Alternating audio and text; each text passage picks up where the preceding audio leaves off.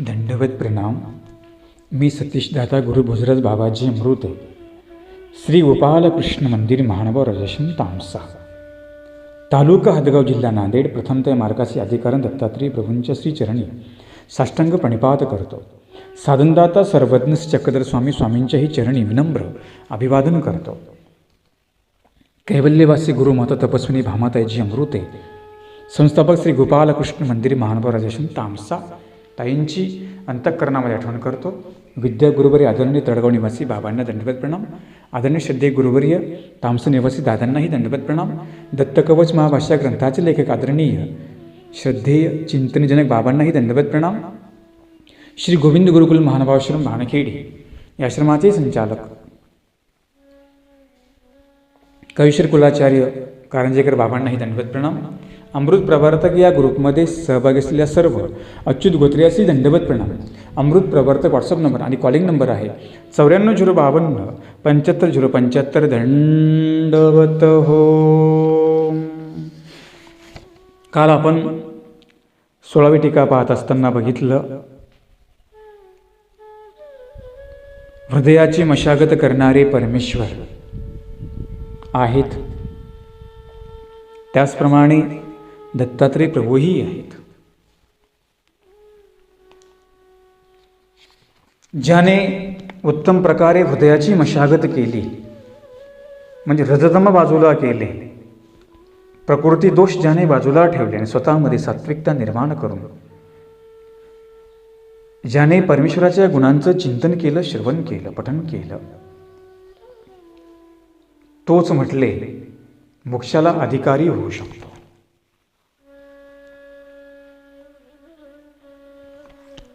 ज्याने उत्तम प्रकारे आपल्या हृदयाची मशागत केली, तोच परमेश्वराचं स्तुती स्तवनही करू शकतो. पण मुद्दा काय सांगितला? तुमच्या हृदयाची मशागत म्हणजे हृदय तुमचं सात्विक पाहिजे. ईश्वर विधी आचरत असताना हृदय सात्विक पाहिजे आणि ही मशागत परमेश्वर करून घेतात.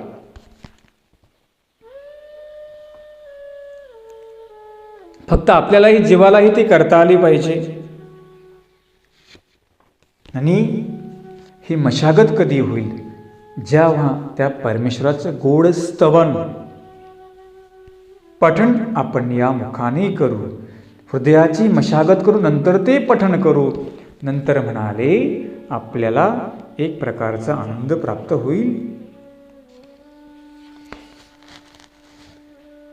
पुढे सांगतात की या ठिकाणी कवींनी आपली जी नामुद्रा वापरली, का वापरली? तो त्यांचा आत्मविश्वास आणि जबाबदारी म्हणून त्यांनी ती वापरली. परमेश्वराने या जीवाला आत्मविश्वास दिला आणि या जीवाची जबाबदारीही परमेश्वराने घेतली. जसं की स्वामी सांगतात की बाई इथं अनुसरा, इथे शरण या, त्याचा तो देव ईश्वर त्याला साह्य करेल. जो माझ्या गुणांचं कीर्तन करेल, नामस्मरण करेल, आम्ही त्याला साह्य करू. जसं नाम पडते आकाश घरी, म्हणजे आकाशा उपलक्षणे जरी थोर विघ्न आले तरी आम्ही त्याला कुठल्या प्रकारचं विघ्न येऊ देणार नाही. ही घेतली जबाबदारी. आत्मविश्वासही दिला आणि जबाबदारी पण देवाने घेतली. स्वामींच्या सूत्रामध्ये श्रीमद भगवद्गीतेमध्ये त्या श्लोकामध्ये आत्मविश्वासही आहे आणि जबाबदारी पण आहे. जसं माम एकम शरणम व्रज, जो मला अनन्य भावाने शरण येतो, हा देवाने दिला आत्मविश्वास.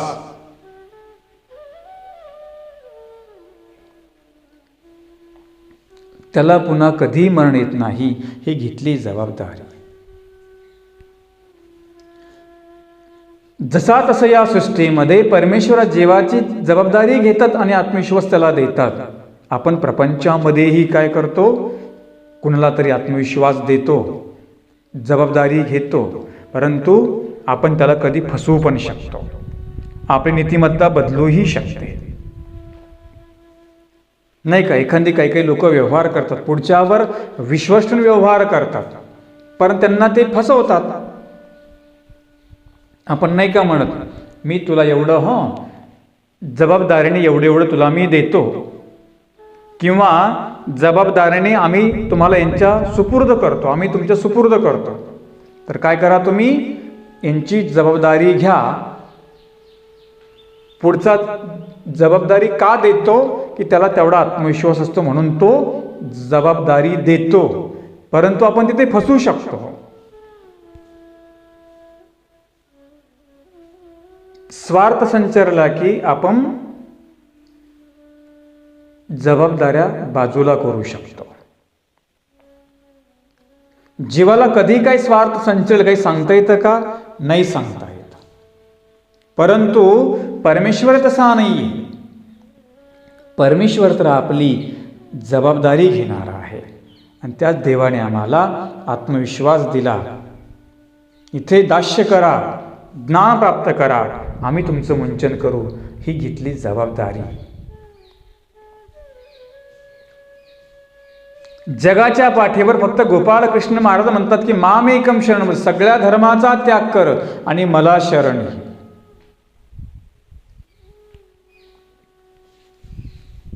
मी तुला मुक्त करतो, एवढं ठाम सांगितलं. असं कोणी सांगितलं का तुम्ही माझ्याकडे आणि आम्ही तुम्हाला मुक्त करू? देवता सुद्धा म्हणते आमच्याकडे मोक्ष नाहीये. तर जीवाचं काय घेऊन बसले?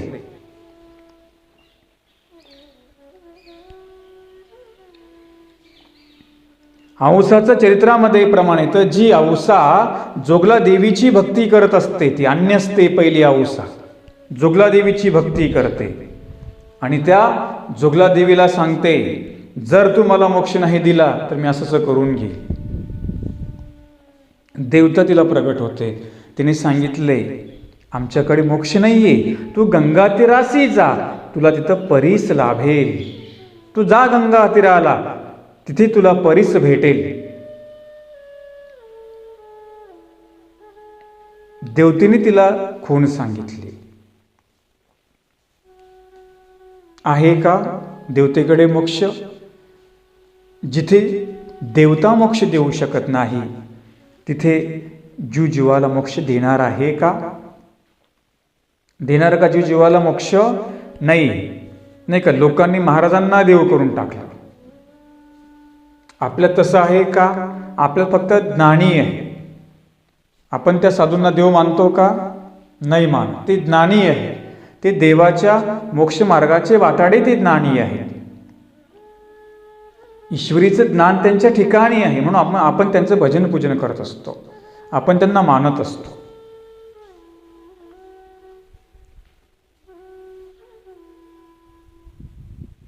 परंतु त्यांना आपण देव समजतो का? नाही. ते ज्ञानी आहेत, ते देव नाहीत.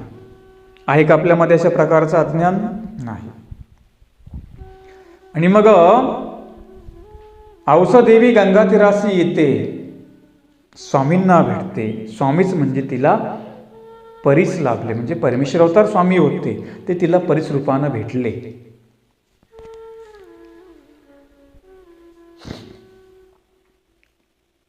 म्हणजे परमेश्वराने जबाबदारी घेतली आणि आपला आत्मविश्वास दिला. जसं आपण काल लीला बघितली, दायंबांना सांगतात की इथं अनुसरा, आम्ही तुमची जबाबदारी घेतो, आम्ही तुम्हाला दुःखापासून मुक्त करू. ही घेतली देवानी जबाबदारी आणि आत्मविश्वास दिला. म्हणून प्रपंचामध्ये सुद्धा जर कोणी आपल्यावर आत्मविश्वास दाखवला असेल तर ती जबाबदारी आपण घेतली पाहिजे. आणि ज्याने आपल्यावर आत्मविश्वास दाखवला त्याला आपण फसवलंही नाही पाहिजे. तर व्यवहार बिघडतील का? नाही बिघडणार. पण आपण सगळं फसवत असतो. किंवा आपण ज्यांना शब्द दिला आपण सुद्धा तो प्रामाणिकपणे पाळला पाहिजे. ही सुद्धा एक प्रकारची जबाबदारी असते. किंवा जो आमच्या जबाबदारीवर आलेला आहे त्यालाही आम्हाला मदत करायला सांगितली, त्याला संग द्यायला सांगितला. एखादा प्रपंच त्रसित आहे, तो एखाद्या ज्ञानी पुरुषाकडे येतो किंवा एखाद्या साधकाकडे येतो, त्या साधकाने सुद्धा जो संसार त्रसित आहे किंवा जो काही दुःखाने व्यापलेला आहे त्याला सुद्धा जबाबदारी देवाने त्याची घ्यायला सांगितली. किंवा जबाबदारी म्हणजे काय, त्याला संग द्यायला सांगितला, त्याला जवळीक द्यायला सांगितलं. धर्मापासून डगमगतो किंवा काही तो गरदाळलेला आहे, धर्मापासून दूर जातो आहे, तर ज्याला आपण शब्द दिला किंवा जो आपल्या ठायाला आला त्याला जबाबदारी घ्यायला सांगितली आणि द्यायला पण सांगितली.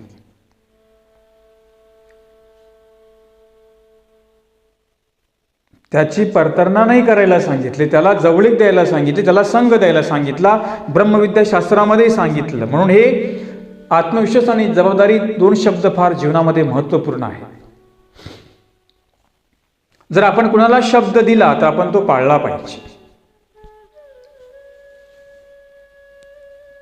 पण तसं करतो का आपण प्रपंचामध्ये? नाही करत. तुम्ही शब्द तो कुठेही द्या, परमार्थामध्ये द्या किंवा प्रपंचामध्ये द्या, तो शब्द मात्र तुम्हाला काय करता आला पाहिजे, तो पाळता आला पाहिजे. ज्याला आपण ज्याची जबाबदारी आपण घेतली त्याला आपण संग दिला पाहिजे, हे आमच्या ब्रह्मविद्येने सांगितलं.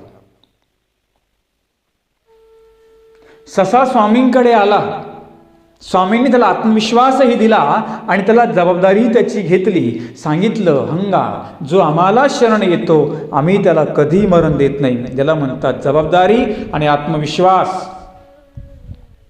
समोरही पारधी होते की तेही माणसं होते. स्वामी झाडाखाली होते, त्याला वाटलं हे तरी कोणी, हे सुद्धा कोणी माणूसच आहे. पण त्यांच्याकडे का नाही गेला तो? स्वामींच्या डोळ्यात त्याला आत्मविश्वास दिसला, त्याला जबाबदारी दिसली. कुणाला? एका प्राण्याला दिसली. अरे प्राणी माणसावर विश्वास ठेवतो, परंतु आता माणसाचा माणसावर विश्वास नाही.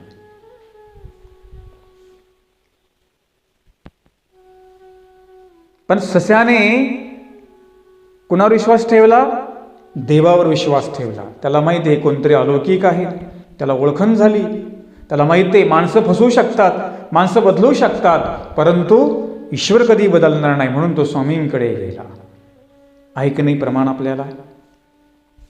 आणि म्हणून या जगाच्या पाठीवर, या प्रपंचामध्ये फक्त आपली जशी जशी जबाबदारी आणि आत्मविश्वास कोण आहे म्हणाले? परमेश्वर आहे, परमेश्वराचं चरण आहे. प्रपंचामध्ये तर फक्त दिल्या घेतल्याचे असतात. जेव्हा तुमच्याकडे काहीच नसतं तेव्हा तुम्हाला कोणी विचारतं का? अजिबात विचारत नाही.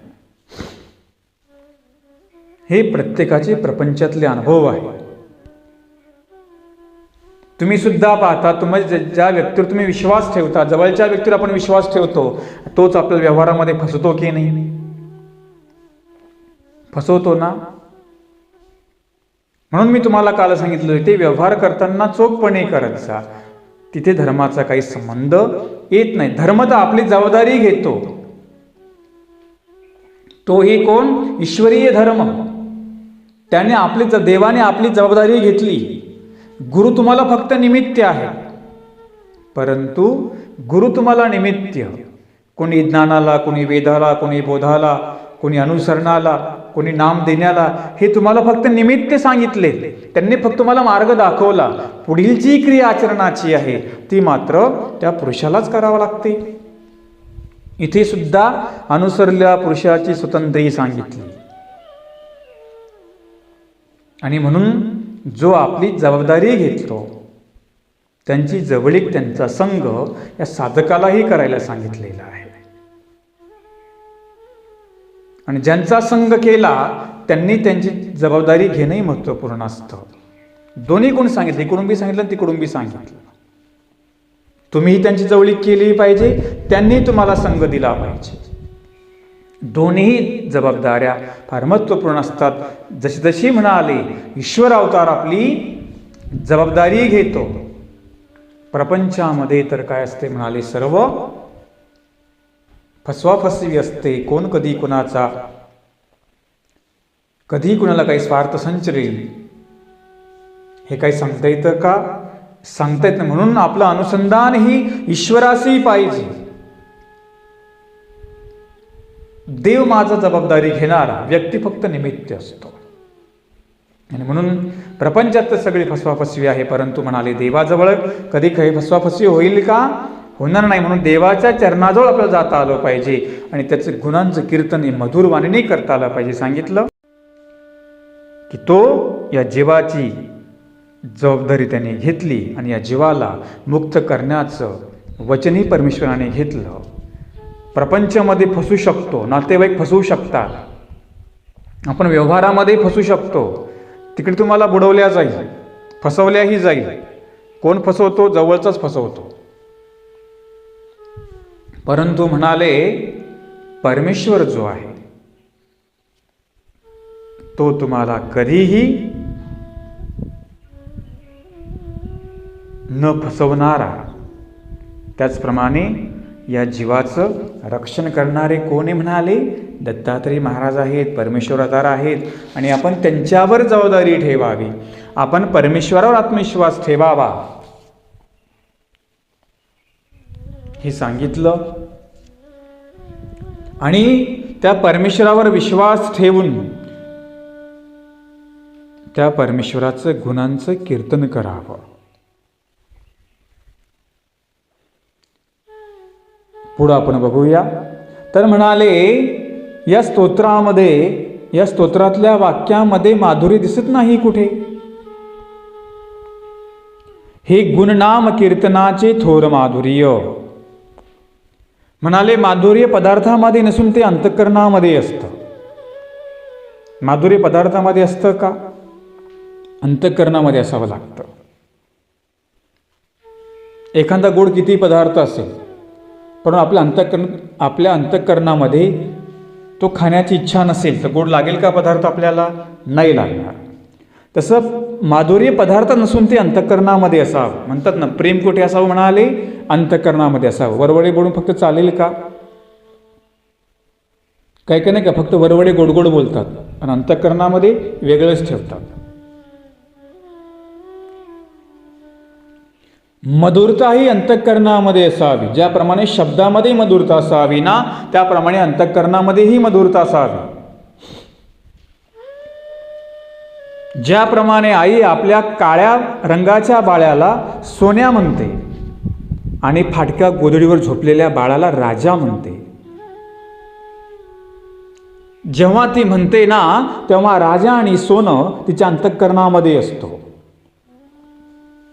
म्हणून वस्तूंना किंमत नाहीये, अंतःकरणातल्या प्रेमाला किंमत आहे. म्हणतात ना, आपण देवाला किती पदार्थ अर्पण केले त्यापेक्षा ते किती आवडीने केले याला जास्त किंमत असते. त्याप्रमाणे म्हणाले मनुष्य गरीब श्रीमंत याला किंमत नसते, त्याला अंतःकरणामध्ये किती जिव्हाळा प्रेम असतं याला किंमत असते. जे सुख झोपडीमध्ये असतं ते महालामध्ये असतं का? इथे प्रेम असतं का? नसतं. तिथे तर प्रत्येकजण अहंकारी असतो. पण झोपडीमध्ये प्रत्येकजण असा तिथे प्रेमळ असतो. आपण पाहतो की नाही? जेवढं प्रेम खेड्यामध्ये दिसतं परस्परामधलं, तेवढं शहरामध्ये राहिलं का प्रेम? आता मोबाईल आले, आता कोणाला प्रेमच राहिलं नाही. प्रत्येकजण आता मोबाईलमध्ये गुंतलेला आहे. मोबाईलने संवाद साधला पण सुसंवाद कमी झाला. माणसांचं अंतर मोबाईलने कमी केलं. ज्याला अंतःकरणामध्ये आवड आहे तोच फक्त काय करेल? तो मोबाईल बाजूला ठेवून त्याला गप्पा मारेल, त्याला बोलत विचारपूस करेल. आज आपण विचारपूस करतो का कोणाची कुणाला? आता वेळच नाही राहिला तेवढं आपल्याला. आता काय झालं? अंतःकरणामधलं प्रेम झालं. परमेश्वर सुद्धा तुमच्या अंतःकरणामधलं प्रेम किती आहे हे परमेश्वर पाहतो. तुम्ही काय अर्पण केलं याला काही किंमत नसते. किंमत नसते म्हणजे अर्पण तर करायचं, पण ते भावाने श्रद्धेने अर्पण करायचं, अंतःकरणातून अर्पण करायचं. कुठलीही क्रिया अंतःकरणातून करावी लागते, ती केली पाहिजे. ती ईश्वराला स्वीकार सांगितली. अनुसरण म्हणजे नेमकं काय ते सुद्धा अंतःकरणातून करायला सांगितलं.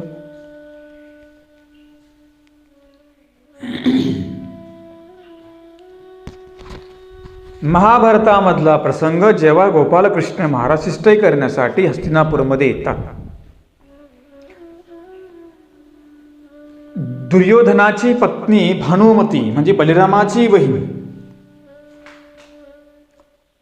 माझा भाऊ येणार म्हणून तिने 6 महिन्यापासून अनेक प्रकारचे नाना प्रकारचे पदार्थ बनवण्यासाठी ती तयारी लागलेली होती.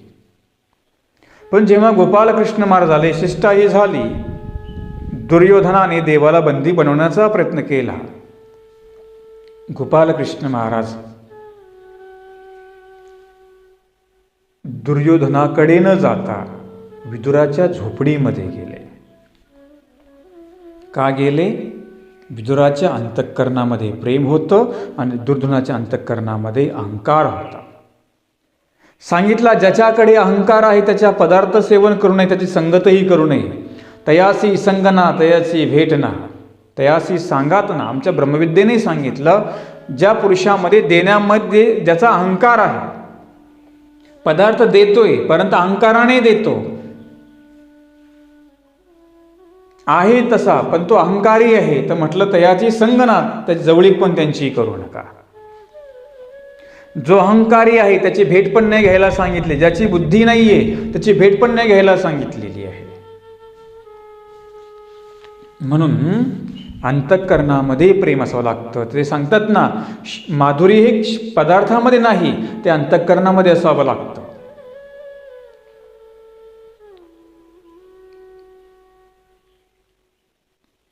गोपालकृष्ण महाराज गेले का दुर्योधनाकडे? नाही गेले, विदुराच्या झोपडीमध्ये गेले. आणि ज्या विदुराकडे ज्या कन्या होत्या त्या कन्या आमच्या गोपालकृष्ण महाराजांनी अरो गेल्या. का? अंतःकरणामध्ये प्रेम होतं, करणाऱ्यामध्ये प्रेम होतं. ज्याने तो पदार्थ बनवला त्याच्यामध्येही प्रेम होतं. म्हणून हाच दुर्योधन देवाला विचारतो, म्हटले देवा काय त्या झोपडीमध्ये गेले? म्हणे त्या विदुराच्या कन्या तुम्ही ग्रहण केल्या. देवाने सांगितलं, फार सुंदर श्लोक वापरला, भोजनम किम पृच्छसी राजा राजा आदरम किम न पृच्छसी भोजनम गत जीर्णानी आदरम अजरामर. अरे म्हटले दुर्योधना, तू भोजन काय विचारतो? म्हणे काय केलं ते जीर्ण होऊन जाणार आज न उद्या, परंतु त्याने माझा आदर कशा प्रकारे केला हे मला का बरं विचारत नाही तू? जरी मी झोपडीत गेलो तरी त्यांना माझा आदर त्या ठिकाणी केला, त्यांच्या अंतःकरणातलं प्रेम दिसलं म्हणून मी विदुराकडे गेलो. एका कवींनी फार सुंदर भजन गायन केलं. किती आनंदी आनंद या झोपडीत माझ्या, किती आनंदी आनंद या झोपडीत माझ्या. येता तरी सुखे या, जाता तरी सुखे जा. येता तरी सुखे या, जाता तरी सुखे जा. किती आनंदी आनंद या झोपडीत माझ्या, किती आनंदी आनंद या झोपडीत माझ्या.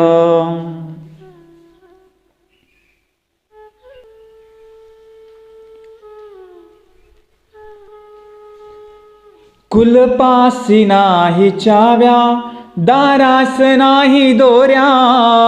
कुलपास नाही चाव्या, दारास नाही दोऱ्या. किती आनंदी आनंद या झोपडीत माझ्या, किती आनंदी आनंद या झोपडीत माझ्या.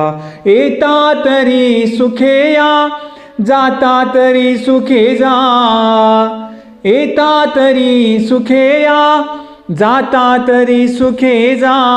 किती आनंदी आनंद या झोपडीत माझ्या, किती आनंदी आनंद या झोपडीत माझ्या.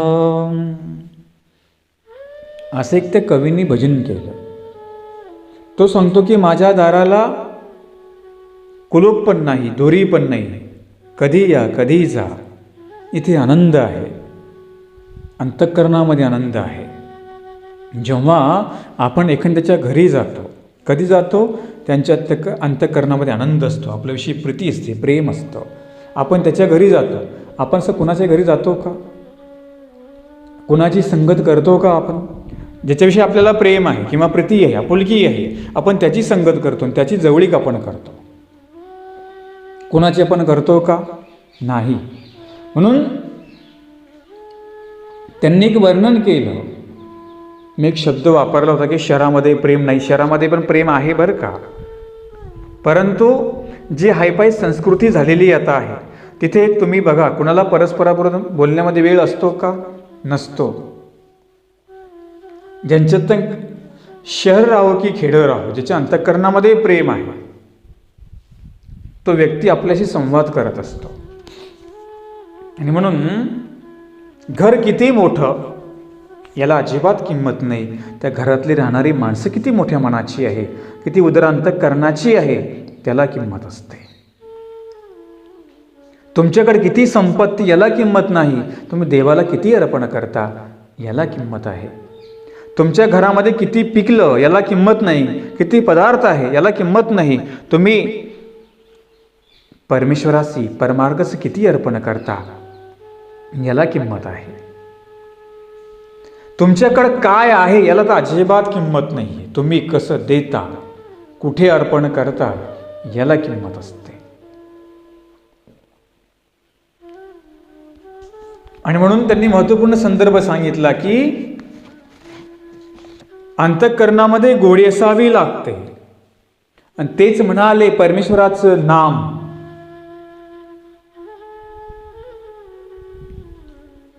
ज्याने घेतलं त्या नामापेक्षा तर गोड या जगामध्ये काहीच नाही म्हणाले. परमेश्वराच्या नामामध्ये माधुर्य आहे की, परंतु ते अंतःकरणातून घ्यावं लागतं, तेव्हा ते गोडी निर्माण होईल. नुसतं वरवडे घेऊन चालेल का परमेश्वराचं नाम? नाही चालणार.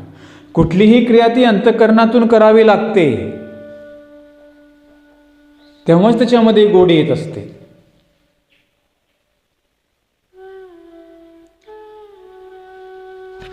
परमेश्वराचा विधी आहे, परमेश्वराची क्रिया आहे. मग आपण देवाला उपहार संपन्न करतो, विडा समर्पण करतो, पुष्प समर्पण करतो. काही जी काही आपण क्रिया करतो ती मात्र म्हणाले अंतःकरणातून झाली पाहिजे. परमेश्वर त्या क्रियेचा स्वीकार करतो. आपण विदुराची लीळा बघितली. गोपाळ कृष्ण महाराज गेले का तिकडे? महालामध्ये नाही गेले, देव झोपडीमध्ये गेले. का तिथे आनंद होता, तिथे प्रेम होतं, तिथे एक देवाचं भक्ताचं नातं होतं. साधू पण कुठे जाईल? तो पाहणार नाही हा गरीब की श्रीमंत, असा साधू भेदभाव करणारच नाही. फक्त तो बघेल की कोण बघेल? जो यथार्थ ज्ञानी जाणता आहे तो बघेल की यांच्याकडे धर्म आहे ना. धर्म मग तो गरीब राहो की श्रीमंत राहो, धर्म आहे. तिथेही साधकाला जायला सांगितलं. किती मोठा असेल, धर्मच नाही तर त्याच्या घरी जायला नाही सांगितलं. त्याची बुद्धीच नाही तुमच्यावर, तो तुम्हाला असंच काहीतरी समजतो. पण आपण नाही, तो मोठा आहे हो, त्याच्या घरी जाऊ. कशाला? धर्माने नाही सांगितलं. मग जे गेले ते स्वार्थपणा दिसतो. म्हणून गरीब राहो की श्रीमंत राहो, त्यांच्या अंतःकरणामध्ये प्रेम असेल तिथे साधकांनी जावं. मग ते कोणत्याही परिस्थितीमध्ये असतील तरी चालेल, केलं पाहिजे. पण कधी त्यांच्याही अंतःकरणामध्ये प्रेम असावं, तेव्हा साधक तिथे जाईल. साधकाचे अंतःकरणामध्येही प्रेम असावं. दोन्ही गुण सांगितले, यांच्याकडून बी पाहिजे त्यांच्याकडून बी पाहिजे. असं जे गुण असून चालत नाही. दोन्ही गुण पण समन्वय सांगितलेला आहे. आणि म्हणून आपण कुठलीही क्रिया करत असताना आवडीपूर्वक करावी. त्यामध्ये जे नामस्मरण सांगितलं, जो अंतःकरणातून घेईल त्याला त्या नामाची गोडी येईल. नामापेक्षा जगामध्ये गोड काहीच नाही. संत नामदेव सुद्धा सांगतात की अमृताहुनी गोड नाम तुझे देवा, अमृताहुनी गोड नाम तुझे देवा, मन माझे केशवा, मन माझे केशवा, काबान घे, अमृताहुनी गोड नाम तुझे देवा.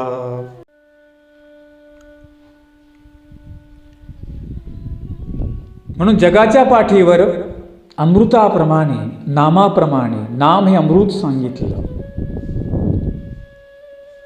तो जो चिंतन करेल तोच म्हणाले त्याच्या जीवनामध्ये सुद्धा गोडवा निर्माण होईल. कोण?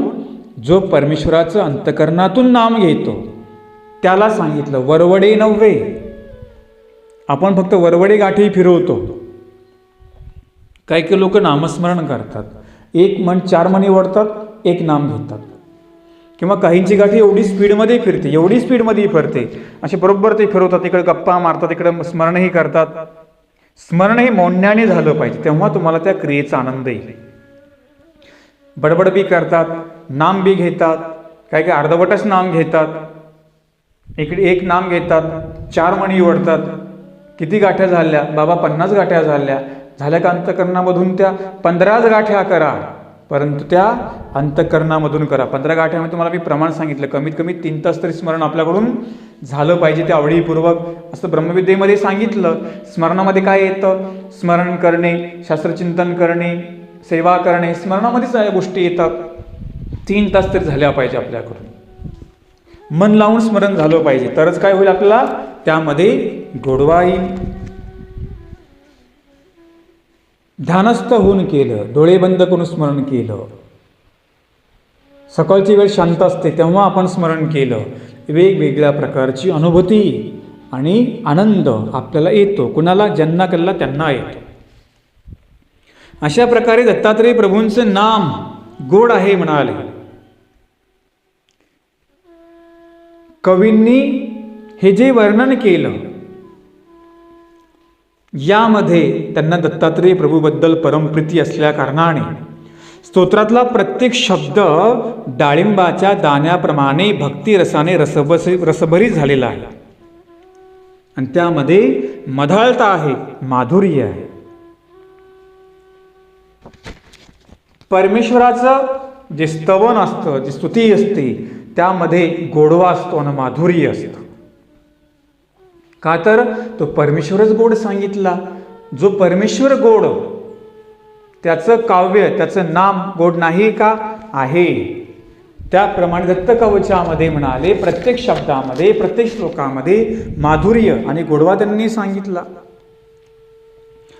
तर म्हणाले अवताराच्या जीवनामध्ये माधुर्य कुठं दिसतं? एखादं प्रमाण द्या ना. श्रीपाद वल्लभ माधवाचार्यांनी मधुराष्टक सांगितलं आणि त्यांनी ते सूत्रमय पद्धतीने रचलेलं आहे. आपण बघा, ते यूट्यूबवर येतं. एका सुंदर कवीने ते गायन केलं.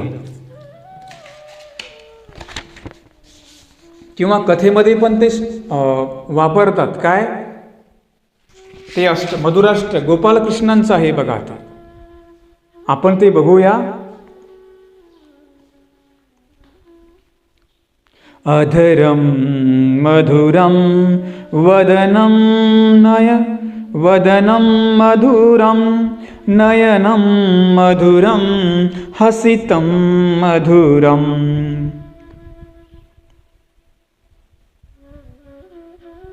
हृदयम मधुरम गमनम मधुरम मधुराधिपते रखिलं मधुरम. अधरं मधुरं वदनं मधुरं नयनं मधुरं हसितं मधुरं मधुराधिपते रखिलं मधुरम. देवाचं वदन म्हणजे श्रीमुख गोड आहे, डोळे पण गोड आहेत, देवाचं हास्य पण गोड आहे, देवाचं हृदय पण गोड आहे. अशा गोपालकृष्णांना म्हणाले, जो मधुर असलेला परमेश्वर त्याला मी नमस्कार करतो. ते पुढेही सांगतात, वचनं मधुरं चरितं मधुरं वसनं मधुरं वलितं मधुरं चलितं मधुरं भ्रमितं मधुरं मधुराधिपते रखिलं मधुरं वेणुर्मधुरो रेणुर्मधुरा पाणिर्मधुरो पादो मधुरो नृत्यं मधुरं सख्यं मधुरं मधुराधिपते रखिलं मधुरम् अधरं मधुरं वदनं मधुरं नयनं मधुरं हसितं मधुरं मधुराधिपते रखिलं मधुरम् गीतं मधुरं पीतं मधुरं भुक्तं मधुरं सुप्तं मधुरं रूपं मधुरं तिलकं मधुरं मधुराधिपते रखिलं मधुरम् अधरं मधुरं वदनं मधुरं नयनं मधुरं हसितं मधुरं मधुराधिपते रखिलं मधुरं. म्हणजे त्यांनी सांगितलं, देव जे बासरी वाजवतात ती पण गोड आहे, देवाचे चरण पण गोड आहेत, देव जे नृत्य करतात त्यामध्ये पण गोडवा आहे, वाणीमध्ये गोडवा आहे, परमेश्वराच्या प्रतिक्रियेमध्ये गोडवा आहे.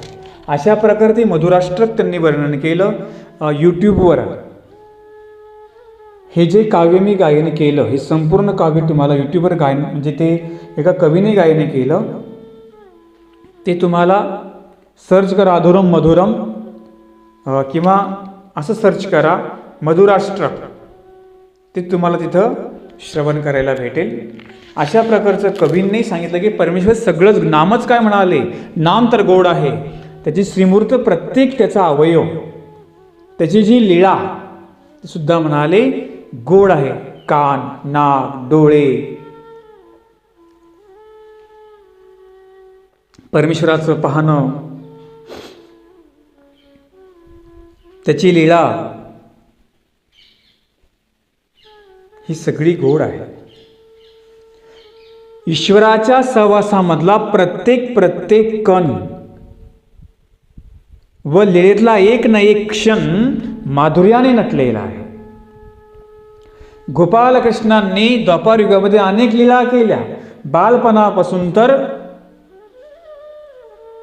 कंसवधानंतर ज्या काही लीळा केल्या त्या प्रत्येक लीळेमध्ये गोडवा आहे. देव ज्या मथुरेमध्ये राहिले ती मथुराही पवित्र होऊन गेली. देव ज्या यमुनेमध्ये गेले ती यमुनाही गोड झाली.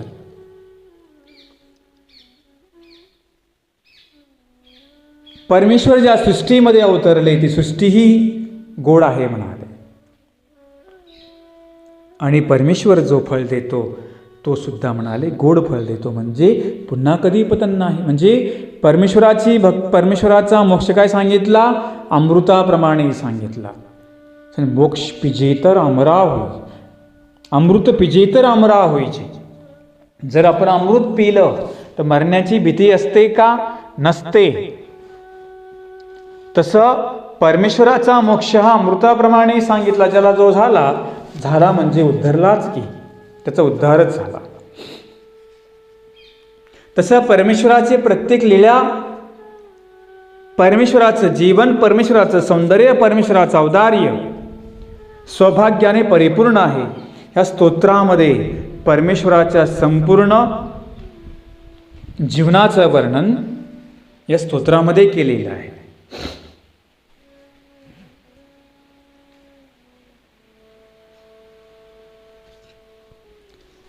ज्याप्रमाणे या स्तोत्रामध्ये गोपालकृष्णांची गोडस्तुती त्या कवीने केली, त्याचप्रमाणे म्हणाले भृगुऋषींनी सुद्धा दत्तात्रेय प्रभूंची गोडस्तुती दत्तकवचमध्ये केलेली आहे.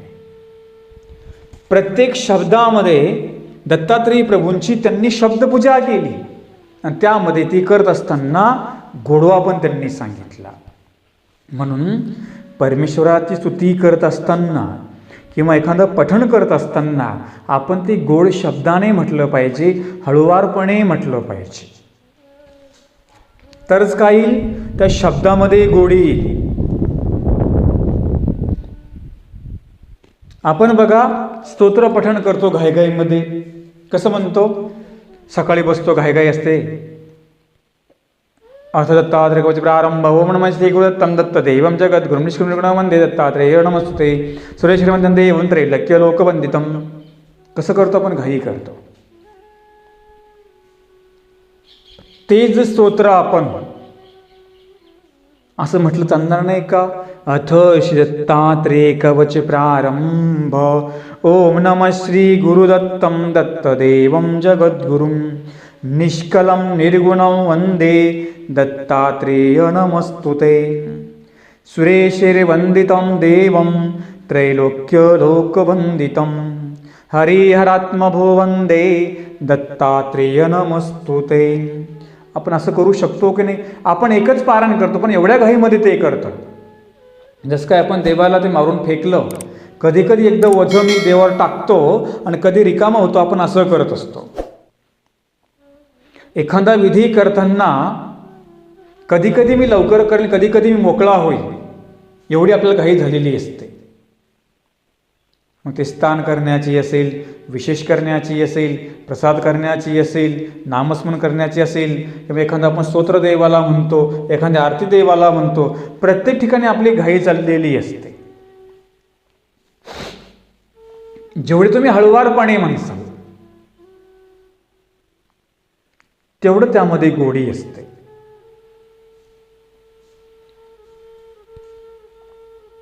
आपण एखादा काव्यग्रंथ वाचतो, त्याच्यामधली ओवी उदाहरणार्थ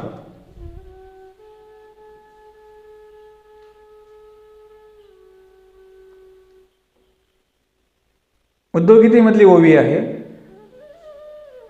श्रीकृष्ण म्हणे उद्धव देवा ना रत्नाचा ठेवा भलत्या हाती नेदावा अधिकारी विना. आपण ही ओवी म्हटली, बरोबर आहे. आता हीच ओवी आपण जर अशी म्हटली तर, श्रीकृष्ण म्हणे उद्धव देवा हा ज्ञानरत्नाचा ठेवा भलत्या हाती नेदावा अधिकारी विन. जर आपण असं म्हटलं तर किती गोडवा त्याच्यामध्ये आहे.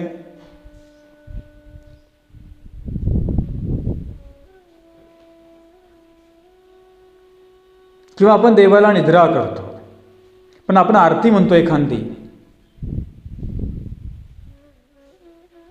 निजबा निज सकया स्वामिया माझे दत्तात्रया निजबा निज सकया स्वामिया अलक्ष लक्षे नयलक्षिता करी कृपेची छाया निजबा निज सकया स्वामिया माझे दत्तात्रया निजबा निज सकया स्वामिया. ही झाली आपण घाईमधली आरती आहे. याच्यामध्ये गोडवा काय आला तुम्हाला? आला का मला सांगा. ही कशी म्हटली पाहिजे? निजबा निज सखया स्वामिया माझे दत्तात्रया भवरमंचकी सेज फुलांची भवरमंचकी सेज फुलांची केली तुझ सुंदरा निजबा निज सखया स्वामिया माझे दत्तात्रया निजबा निज सखया स्वामिया माझे दत्तात्रया. याच्यामध्ये गोडवा आहे की नाही? आपण स्थानाजवळच्या आरत्या पाहतो, एवढ्या त्या आरत्या आता विद्रूप झाल्या, त्यांना ती उरकण्याची घाई असते. कधी कधी आपण आरती करू आणि कधी कधी मोकळं हो, तिथे सुद्धा खूप घाई असते बघा. ती खूप स्पीडमध्ये म्हणतात. म्हणून कुठली आरती करत असताना किंवा म्हणत असताना त्यामध्ये मात्र गोडवा पाहिजे. ते कुठेही असो, मार्गामध्ये असो की स्थानाजवळ असो, पुजारी असो की कोणीही असो, त्यांनी त्याच पद्धतीने जर ती आरती म्हटली तर काय होत असतं, त्याच्यामध्ये एक प्रकारचा गोडवा येतो.